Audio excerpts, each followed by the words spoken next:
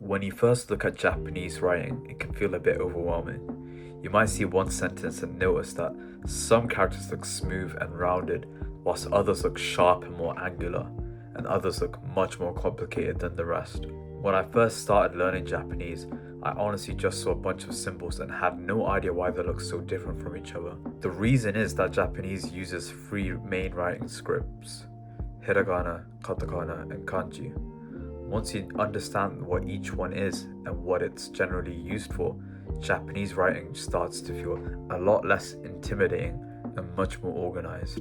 In this video, I'm going to give you a simple introduction to each writing system. We'll look at what each one is, what it's used for, and roughly how many characters there are. This isn't going to be a deep dive into the history of Japanese or a guide to memorizing thousands of characters. The goal is simply to help you understand the basic differences between the three scripts.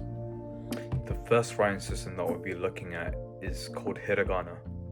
You can often recognize hiragana by its curved, rounded, and flowing appearance.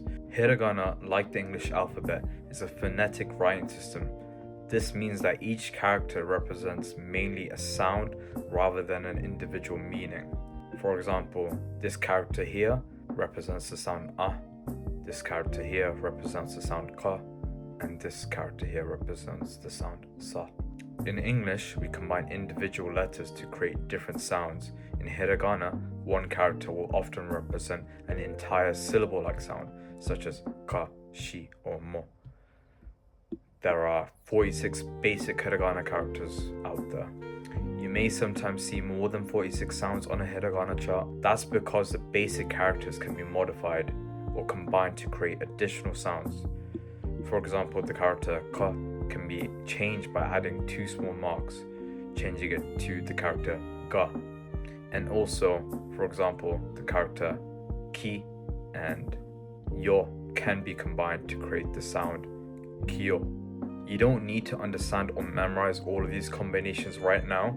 The main point is that hiragana begins with 46 basic characters. So one may ask the question, what is hiragana mainly used for? One of its most important jobs is showing Japanese grammar. It's used for things such as particles, verb endings, and adjective endings. A helpful way to remember hiragana's role is to think of it as the foundation and grammatical glue of Japanese writing. The second writing system that I'll be looking at is called katakana. Katakana is also phonetic. Its 46 basic characters correspond to the same sounds as hiragana. For example, these two characters correspond to the sound a, and so on. The sounds are the same, but the appearance and purpose of the two scripts are different. Katakana generally looks straighter, sharper, and more angular than hiragana. Katakana characters can also be modified and combined to create additional sounds. So what's katakana used for? Its best known use is writing words borrowed from other languages. For example, this word right here is pronounced kohi, meaning coffee. You can hear how the English word coffee has been adapted to fit Japanese pronunciation. Katakana is commonly used for foreign names, sound effects, certain scientific terms, company or product names, and sometimes emphasis. A useful comparison is to think of a katakana as a kind of highlighter. It makes certain words visually stand out from the surrounding Japanese text. The main point to remember is that katakana represents sounds like hiragana, but it has a different role. The third and final writing system that we'll be looking at is called kanji. Kanji is different from hiragana and katakana. The reason being is that hiragana and katakana mainly represent sounds, whereas kanji characters carry meaning.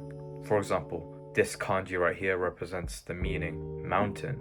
Kanji originally came from Chinese characters, although Japanese developed its own way of using and reading them. Unlike hiragana and katakana, kanji does not have one small group of 46 characters. Thousands of kanji exist, but the official list of kanji commonly used in Japanese contains around 2,136 characters. That number can sound intimidating, but beginners do not need to learn all of them immediately. Kanji is normally learned gradually through useful words, sentences, and repeated exposure. Another important difference is that kanji can have more than one pronunciation depending on the word in which it appears. For example, this kanji right here represents the meaning fire, and this kanji that we looked at earlier represents the meaning mountain. If you put them together, you create a new meaning, which is volcano. Literally fire mountain. This is just one of the ways how kanji can be very useful. So once you've recognized certain characters, you can be given clues about the meaning of a word. Okay, just for a quick recap, hiragana has 46 basic characters. It represents sounds and is used heavily for grammar, word endings, and native Japanese words, whereas katakana also has 46 basic characters and corresponds to the same basic sounds as hiragana. However, it's commonly used for borrowed words, foreign names, sound effects, and emphasis. Kanji consists of characters that carry meaning. Thousands exist, but only 2,136 are officially used in Japan as of now. You don't need to memorize everything at once. For a simple way to practice the next time you see Japanese writing on packaging, a website, a menu, or subtitles, just try identifying which characters are hiragana, which are katakana, and which are kanji.